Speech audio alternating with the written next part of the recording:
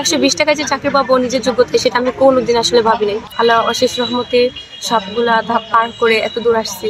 তো সবাইকে আমার পক্ষ থেকে অনেক ধন্যবাদ জানাই যে এত সুন্দর একটা আমাদেরকে সুযোগ দেওয়ার জন্য।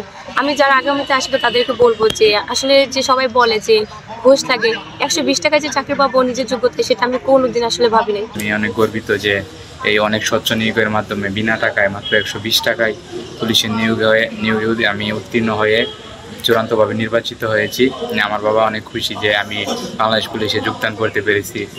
উনি অনেক খুশি। উনি বলছে যে তোর চাকরিটা হলে আমি দেশে চলে আসবো, আর প্রবাসে থাকবো না। এখানে নিয়োগ পরীক্ষায় আমরা যতটুকু এসেছি, এখানে পুরোপুরি নিজের যোগ্যতায়, নিজের মেধায় আমরা এখানে উত্তীর্ণ হয়েছি। না কাউকে কোনো সুপারিশ করা লেগেছে, না কাউকে কোনো টাকা পয়সা দেওয়া লেগেছে।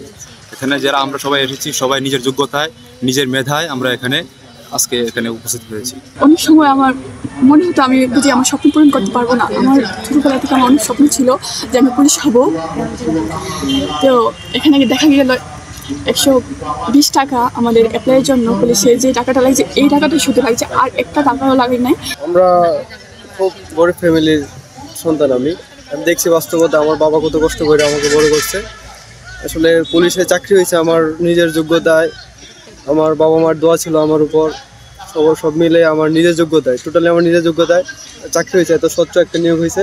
আসলে পরীক্ষা দিতে আসা যে 25-10 জন প্রত্যেকে যখন মাঠে নামে, আমি প্রত্যেকের চেহারা দিকে তাকিয়েছি, শরীরের দিকে তাকিয়েছি। আমি একটা ফ্যাটি মেয়ে পাইনি। সব শরীর মনে হচ্ছে যারা খেটে খাওয়া, সবাই উস্কো খুস্কো, এবং ওই যেটা বললেন যে গরিবের চেহারা দেখলে বোঝা যায়। তো দেখছি আমরা বলেছি যে একেবারে শতভাগ ভাই যে চান্স পাক, আমরা একটা রেশিও রেখেছি যে এই রেশিওতে যে আসবে তাদেরকে নিয়ে না। আমরা ওইভাবেই, যেমন 2510 থেকে আমাদের চলে আসছে 2400 সামথিং, তারপরে আমাদের আসছে 1300, এরপর আমরা 574 জন টিকিয়েছে শেষ পর্যন্ত। এবং প্রত্যেকে কিন্তু যে 1600 মিটার দৌড়, এই শরীরে নিয়ে 1600 মিটার দৌড় শেষ করা কিন্তু কঠিন ব্যাপার। আসলে ওরা পেরেছে কেন? অধিকাংশ পেরেছে যে ওই যে বললাম যে খেটে খাওয়ার শরীর ওদের।